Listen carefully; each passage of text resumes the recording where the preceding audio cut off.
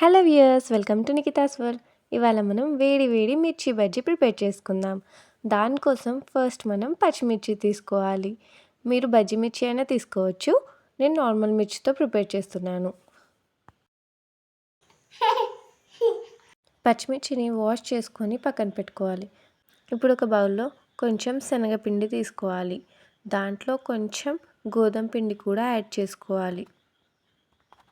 బజ్జీలకి crispiness వస్తుంది. ఇప్పుడు దాంట్లో కొంచెం కారం, కొంచెం ఉప్పు, కొంచెం అల్లం వెల్లుల్లి పేస్ట్ అండ్ కొంచెం పసుపు వేసుకోవాలి. అండ్ కొంచెం వంట సోడా కూడా యాడ్ చేసుకోండి. తర్వాత మంచిగా మిక్స్ చేసుకోండి.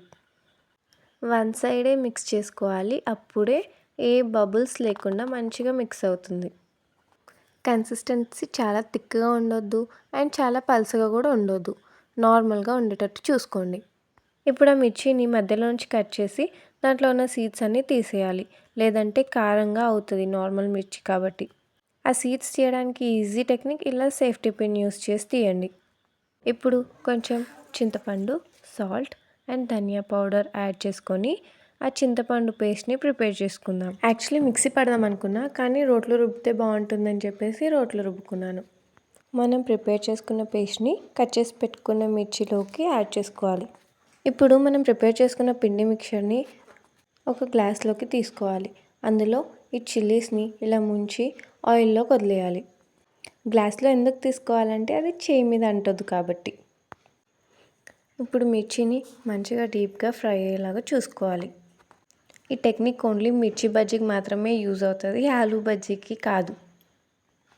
బజ్జీని లో ఫ్లేమ్లోనే డీప్ ఫ్రై చేసుకోవాలి.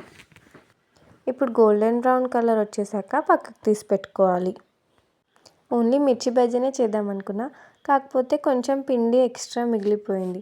అందుకే ఆలూని కూడా సన్నగా తరిగి ఇలా పిండిలో మిక్స్ చేసి ఆలూ బజ్జీ వేసుకున్నాను. ఇంకా ఆలూ అయిపోయింది, ఆలూ బజ్జీ వేయడం అయిపోయింది.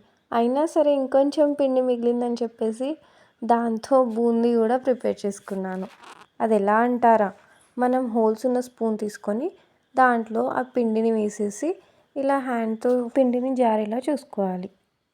ఇప్పుడు మనం చేసుకున్న బూందీని పక్కకు తీసుకొని దాంట్లో ఒక 2 రెమ్మలు కరివేపాకుని కూడా వేయించుకొని వేసుకోవాలి. దాంట్లోనే కొంచెం కారం, కొంచెం ఉప్పు యాడ్ చేసి మిక్స్ చేసేయండి. అంతే, మన బూందీ రెడీ అయిపోతుంది. ఇన్ని డబ్బులు ఖర్చు పెట్టి బయట అన్హెల్దీ ఫుడ్ తినడం కంటే కొన్ని డబ్బులతో ఇంట్లోనే ఇలా హెల్దీగా ఫుడ్ ప్రిపేర్ చేసుకోవడం బెటర్ కదా.